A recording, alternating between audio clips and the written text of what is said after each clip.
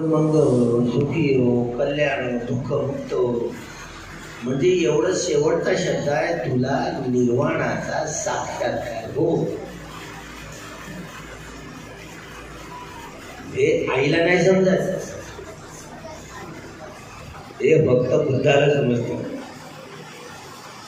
आशीर्वाद द्यायचा कसा हे निसर्गाला नाही समजत.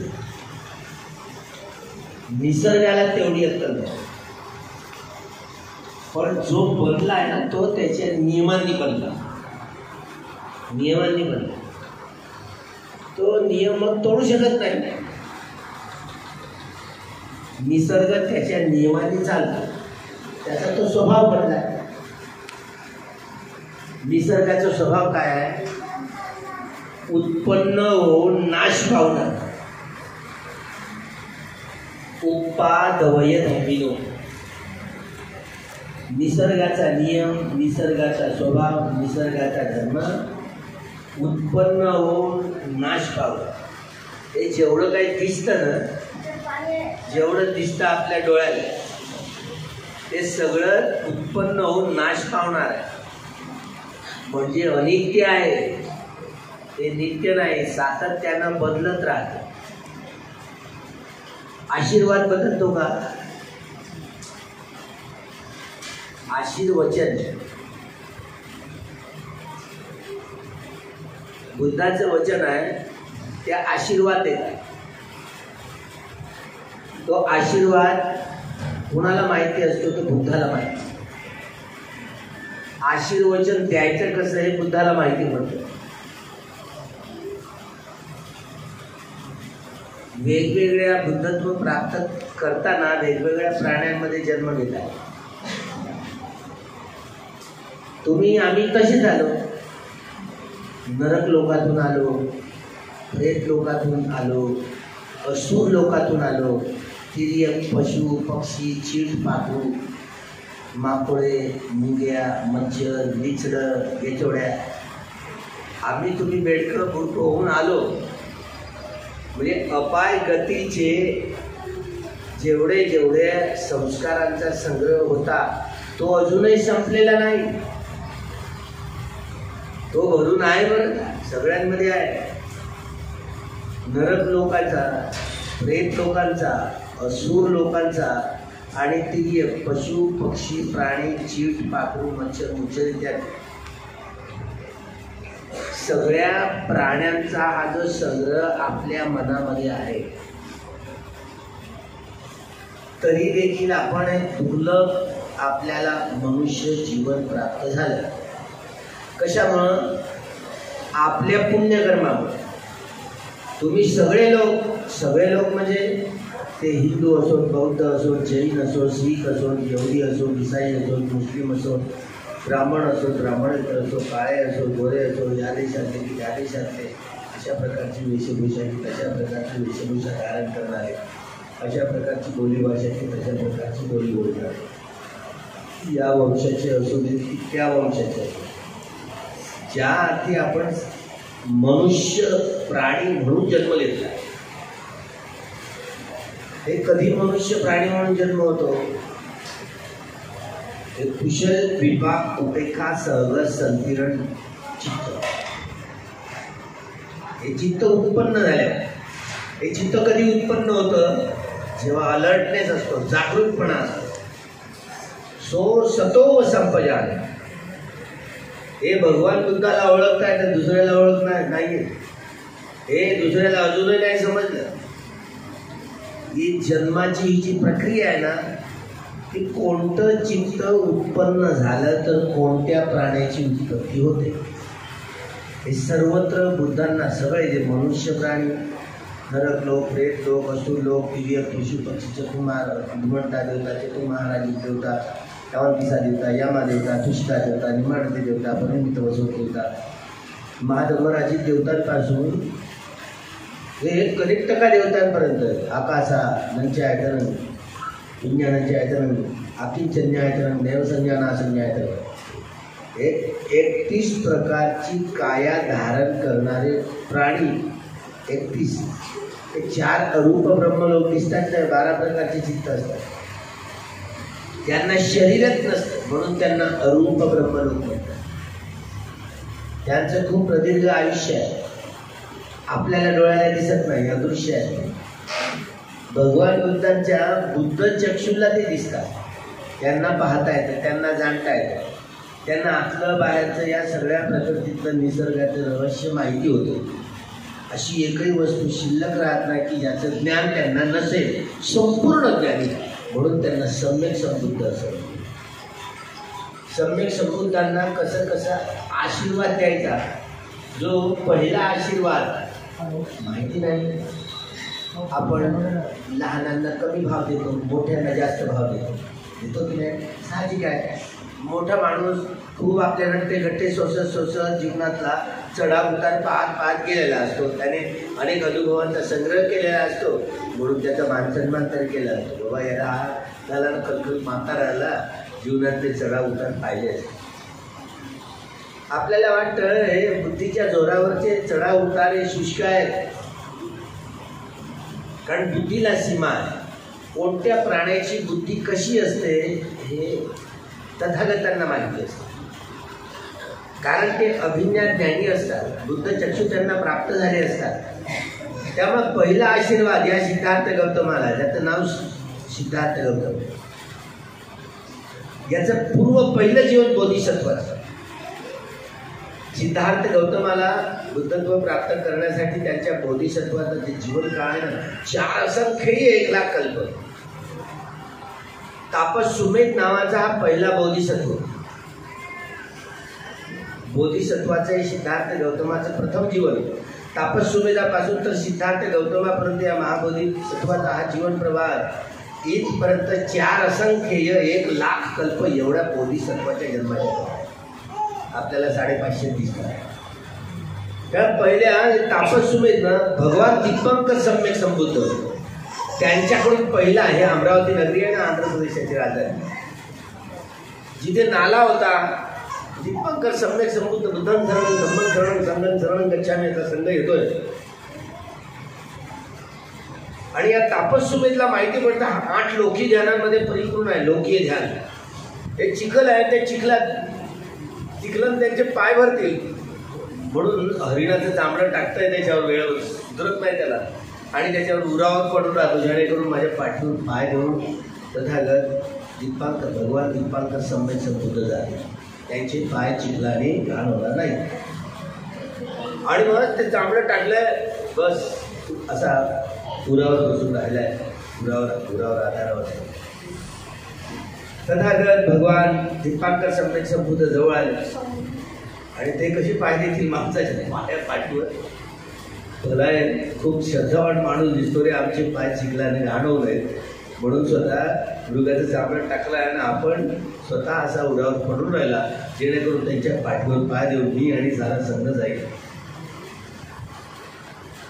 कोण बाबा तू, काय नाव तुझं?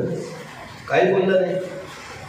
दुसऱ्यांदा तिसऱ्यांदा म्हटलं तर किती श्रद्धावान माणूस दिसतो रे. काय बाबा कोण तू? मी तापस सुमेध. हा 8 लोकी ध्यान आहे. या 8 लोकी ध्यानाच्या आधारावर त्यांनी 5 प्रकारचे अभिज्ञा प्राप्त केल्या. सिद्धार्थ गौतमाचा हा शेवटचा हा प्रथम जीवन आहे ना. या जीवनात पहिल्या बोधिसत्वाच्या जीवनातच त्यांनी जो संग्रह पुण्यकर्माचा संग्रह केला होता, 8 लोकीय ध्यान प्राप्त केले होते. आणि या 8ही लोकीय ध्यानाच्या आधारावर त्यांनी 5 अभिज्ञा प्राप्त केल्या. दिव्य चक्षु, दिव्य ज्योत, परचित्त ज्ञानी, उभे निवासानुसतीचं ज्ञान आणि इतिबार. या 5 अभिज्ञा. दिव्य चक्षु म्हणजे देवता लोकांना पाहू शकत होते, त्या 8 लोकीय ध्यानात. दिव्य देवता लोकांचा आवाज ते ऐकू शकत होते. परचित्त म्हणजे दुसऱ्याच्या चित्ताची ओळख करता यायचं एवढं ज्ञान त्यांना होतं. परचित्त ज्ञान, उभे निवासान, पूर्वजीवनात ते कोण होते, काय होते, कसे होते हे जाणण्याचं. आणि इतिबार, इतिच्या त्याच वेळेला तापस सुमेधाच्या कालखंडात त्यांच्या जीवनात आकाश मार्गाने जाण्याचं बळ त्यांच्याकडे होतं. या 5ही अभिज्ञा नव्हती, याला आश्रवक्षय म्हणतो. त्यांनी जर विपश्यना या कर्मठाणाची मागणी केली असती भगवान दीपांकर सम्यक संबुद्धांकडून, त्याच वेळेला अर्हत्व प्राप्त करून मुक्त झाले, कारण त्याचे 10ही पारमितांचे घडे भरलेले होते. त्यांना फक्त विपश्यना या कर्मठाणाचा अभ्यास ग्रहण करता आला असता निश्चितपणे त्यांना त्याच ठिकाणी अर्हत्व प्राप्त करता आलेलं असतं. पण याचा संकल्प बदलला. पण ते आपणच भगवान दीपांकर सम्यक समृद्ध आहात ना, मलाही तुमच्यासारखंच बनायचं आहे सम्यक समृद्ध. तर ही व्यक्ती सम्यक संबुद्धत्व प्राप्त करण्याची क्षमता या व्यक्तीमध्ये आहे. म्हणून आपल्या बोधिचित्ताने सम्यक समृद्ध दीपांकर बुद्ध विचारलं, हे बाबा. आणि मग त्यांना बोलतायत यासाठी सुद्धा 4 असंख्य 1,00,000 कल्प एवढे जन्म घ्यावे लागतील. शेवटच्या जीवनात तुझं नाव सुखिती असेल, सिद्धार्थ गौतम म्हणून ओळखलं जाईल. शुद्धोधन राजेच्या त्या शाक्य कुळामध्ये तू जन्म घेशील, तुझ्या आईचं नाव महामाया असेल. हे सगळं सांगितलं. आणि तेव्हा आशीर्वचन दिलं. बघा, हे आशीर्वचन पहिल्यांदा कसं दिलं जातं हे सुमेधाला माहिती नव्हतं. 5 लोकीय ध्यानाची प्रगती केल्यानंतर देखील, कारण आश्रवक्षय जोपर्यंत नितांत होत नाही तोपर्यंत लोकोत्तर ज्ञानाच्या आधारावर लोकीय आशीर्वाद आणि लोकोत्तर आशीर्वाद आपल्याला उदयव्ययास स्थित, हे उदयव्यय जाणणं हे लोकीय ज्ञान आहे, लोकीय आशीर्वाद आहे. आम्हाला तुम्हाला लोकीय आशीर्वाद देत आहे तो केवळ श्रुतमय ज्ञानाच्या आधारावर वा चिंतनमय ज्ञानाच्या आशीर्वादाचा हे आशीर्वचन हे लोकीय क्षेत्रात असतं. लोकोत्तर क्षेत्र ज्यांनी शोतापन्न, सकदागामी, अनागामी वा अर्हत्व ज्यांनी प्राप्त केले, किमान शोतापत्ती मार्गस्थ जरी व्यक्ती झाली तरी त्याचं चित्त निर्मळ असतं. ही व्यक्ती निर्मळ चित्ताने आशीर्वचन देते. कुठली व्यक्ती, ती गृहस्थ असू दे की गृहत्यागी असू दे, निर्मळ चित्ताने म्हणजे फक्त निर्वेद ज्ञानाच्या आधारावर. निर्वेद तुम्ही आम्ही काय करतो, बाळा जाता शाळेत जाता ना, हां बरोबर जा, बरोबर घरी परत ये, रिक्षावाल्याला काय बोलू नको, झगडे झुपी करून थोडावेळ मारापिटी करू नको. सायंकाळ बरोबर त्याची वेळ आहे तर आई वाट बघत असते, मुलाची बघते ना, आल्यावर पुन्हा त्याला हात फिरवते डोक्यावरून गालावरून. म्हणजे हे आशीर्वचन आसक्तीयुक्त असतं, लोकी असतं. लोकोत्तर ज्ञानाची घंटा आई प्रज्ञेने पाहिल्यानंतर यदापय्यापासून अनित्य बोधाचा, दुःख बोधाचा आणि अनंत बोधाचा सहवास करणं, ज्यांनी मोठे लॉंग कोर्सेस केले आणि जेव्हा हे निर्वेद ज्ञानाच्या आधारावर पुण्य वितरण, याला मेत्ता भावना म्हणतो, पुण्य वितरणाचे साधन. पुण्य वितरण हे मोठं आशीर्वचन असतं. पुण्य वितरणाची साधना म्हणतो, 10 दिवस शिबिर करतो, शेवटच्या दिवशी माहिती देतो.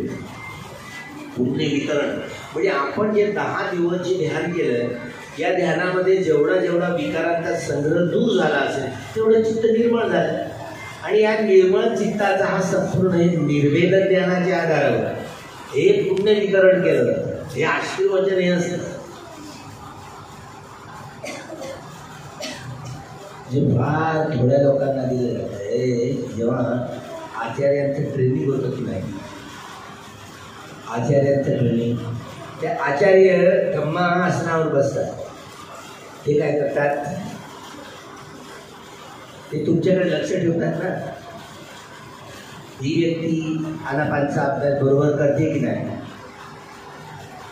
हिला संवेदना या व्यक्तीला समजल्या की नाही, श्वास बरोबर कळतो की नाही, या व्यक्तीला बरोबर 3.5 हाताच्या काळेमध्ये आडवी उभी तिरकी यात्रा बरोबर करते की नाही लक्ष ठेवतो ना. तो डोळे लावत नाही. तुम्ही डोळे लावून हा ध्यान करताय ना. आचार्य जो धम्मासनावर बसतो तो प्रत्येकाकडे मार्किंग करतो. तो काय करतोय, कोणत्या साधन काय करतोय. जे पोक्त असतात खोलीत जाऊन ध्यान करतात तेव्हा त्यांना कळतं तर कोणाच्या म्हणजे त्यांच्या वागण्यावरून बाह्य प्रक्षेपण जे होतं ना जे दिसतं त्या आधारावर या व्यक्तीला योग्यपणे आनापानचा अभ्यास करता येतो की नाही हे जाणता येतं.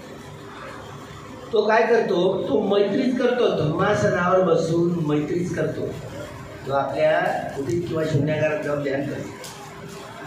आणि जेव्हा धम्मासनावर बसतो त्यावेळेला तो मैत्रीच करतो. कशासाठी, ज्यांचा आनापानचा अभ्यास बरोबर होत नाही म्हणून ते मध्ये मध्ये आपली परीक्षा घेण्यासाठी बोलवतात. त्यामुळं आचार्य काय करतात, जवळ बोलवून आनापानचा ज्या व्यक्तीचा आनापानचा गंमठाणाचा अभ्यास सुरू आहे अशा वेळेला ते स्वतः आनापान निरंतर सूक्ष्म श्वासावर अभ्यास करतात. हे सूक्ष्म श्वासाचे तरंग त्या समोरच्या येणाऱ्या व्यक्तीला जाऊन मिळतात. त्यामुळे त्याचं ध्यान पुष्ट होतं. आनापानचा योग्यपणे ती व्यक्ती अभ्यास करायला. धम्मासनावर जेव्हा व्यक्ती बसतो त्यावेळेला हे जे पुण्य वितरणाची जेव्हा साधना होते ना मैत्रीच्या दिवशी ज्या आचार्यांचं हे लौकिक ज्ञान आहे ना पण हे प्रज्ञेचा आता अभ्यास करतायत. त्यामुळे उदय निर्वेद ज्ञानाच्या आधारावर मैत्री करण्याचा आचार्य केला. तुम्ही तशीच करताय. पण जे लोक ज्यांनी आर्य सत्याचा साक्षात्कार केलेला आहे तंत निर्मळ त्यांचं वेगळं वलय असतं. जेव्हा एखादी व्यक्ती त्याने काहीच नाही केलं तर तुम्ही पहिल्यांदा तुमच्या बाळांना दूध घरी पाजताना जो आपला आशय असतो आपल्या चित्ताची मनो संचेतना आहार ही गोष्ट असते. जी काही कृती करतो रे आपण कर्म करतो तर मनोसंचेतना आहार काय असतो. देयती ती दान आपण काय देतो आणि काय घेतो. त्यामुळे मेत्ता भावनेचा अभ्यास करताना ही घेण्याची प्रक्रिया आणि देण्याची प्रक्रिया. त्यामुळे ज्यांनी कधी अभ्यासच केला नसतो किमान आनापानचा अभ्यास करत करत पैसे द्यावी लागते. हे पुण्य वितरण असतं. त्यामुळे बाळाला देखील दूध पाजताना ज्यांनी ध्यान नाही केलं तर कमीत कमी आनापानसाठीचा अभ्यास करून टाळीवर हात फिरवत हे प्रारंभिक पाऊल आहे लोके ज्ञान. कुठलंही कर्म करताना, स्वयंपाक करताना, आंघोळ करताना, जी काही कामं करतो आपण, धुणं धुताना काय जे काय करते ते कमीत कमी श्वासावर लक्ष ठेवत कर्म करतो. वा इतरत्र क्षमत भावनेचे जे कम्मठ्ठाण आहे ते आपल्याला खडिक समाधीपासून उपचार आणि उपचारपासून अर्पणा समाधीपर्यंत पोहोचवतो. या कम्मठ्ठाणांचा अभ्यास करत जावं लागतं. तेव्हा हे चित्त समाहित होतं आणि ते का होईना पण किमान एखादी कुठली संवेदना कळायला लागली आणि सारं शरीर कमीत कमी यात्रा करत आहे अशा वेळेला थोडंसं फुललेलं आहे शरीर सारं फुललेलं आहे थोडं आहे. अशा वेळेला थोडं तडतडके तरंग दिसतात. अशा वेळेला ज्या शरीरातल्या ज्या भागाचे तरंग येतात त्या तरंगांना आधार मानून हे आशीर्वचन घ्यायचं असतं. हे आशीर्वचन द्यायचं असतं. मग ज्यावेळेला शरीर खुलतं थोड्या बाधा असल्या तरी डोक्याच्या टाळूवर मन ठेवून मैत्री केली जाते. पुण्य वितरण केलं. सारं शरीरच खुलून गेलं. एका डोक्याच्या टाळूवर मन ठेवलं आणि सारं एका क्षणात खाली उतरलं. काही बाधा नाही आहे, काही दुःखद वेदना नाही आहे. अशा वेळेला हृदयवस्तूवर ध्यान करून ही पुण्य वितरणाची मेत्ता भावनेची साधना आहे. पुण्य वितरण केलं जातं. हे आशीर्वचनाचाच भाग आहे. तथागतांचं फक्त त्यांना तोड नाही आहे.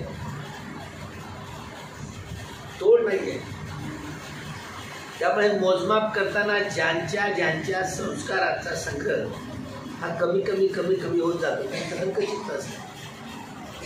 त्यामुळं सहा भंगज्ञानाच्या आधारावर जेव्हा सहा एकदा डोक्याच्या टाळावर म्हणून ठेवलं सरकत खाली उतरतं ना, काही बाधा नाही, त्यावेळेला ती व्यक्ती पुण्य वितरण करताना, आशीर्वचन करताना हृदयवस्तूवर ध्यान ठेवून हे पुण्य वितरण आशीर्वचन. बुद्धांचं संपंगी ते सर्वत्र जाणतात. त्यामुळे खरंच हे व्यक्ती बुद्धत्व प्राप्त करतो असं म्हणतो तर खरंच बोधीचे अंकुर आहेत का, म्हणून त्याचं ते भविष्य कथन करतात आणि आशीर्वचन देतात. तुझं शेवटचं कथनही करतात. का सांगतायत की तुला यासाठी 4 असंख्य 1,00,000 कल्प एवढे जन्म घ्यावे लागतील आणि शेवटचं जीवनात तुझं नाव हे सुखीची सिद्धार्थ गौतम असेल, तुझ्या आईचं नाव जी रुंबिनी गेई, जी पुढे तिला महामायाचं संबोधलं जाईल. शाक्य घराण्यात तुझा जन्म होईल आणि तो शाक्य सोळा जन्म होईल, ज्या राजघराण्यात तुझा जन्म होईल. आणि हे कथन करताना जे आशीर्वचन देतात ते बोधिसत्वाच्या जीवन यात्रा परिपूर्ण करण्यासाठीचं हे आश्वासन असतं फक्त. त्यामुळं त्यांचं हे चित्त अगोदरच 5 अभिज्ञा आहे, त्या जीवनापासून तर शेवटच्या जीवनापर्यंत. त्यामुळे किती पुण्याचा साठा त्याच्याकडे. आपल्याकडे पुण्याचा साठा आहे की नाही, आहे सगळ्यांकडे.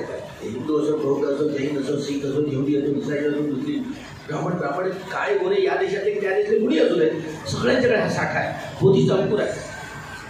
पण हे अंकुर फुलवलं फळवलं तर ना. त्यामुळे हे अंकुर फुलवण्यासाठी फळवण्यासाठी म्हणून दुर्लभ बुद्ध उत्पादन मस्त.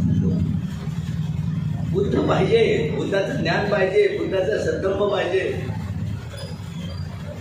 आणि हे असं धम्म धारण करताना देवता किंवा मनुष्य ज्यांना असं धम्म धारण करता येतं, म्हणून दुर्लभ मनुष्य भाव. दुर्लभ आहे मनुष्याचं जीवन. जरी मनुष्य जन्म झाला आणि विपश्यना आपल्याला कमठानाचा अभ्यास करायला नाही मिळाला तर गेलं जीवन बरबाद. म्हणून दुर्लभ धम्म सवत, धम्म श्रवण करणं देखील दुर्लभ. दुर्लभ प्रपंचित राहा.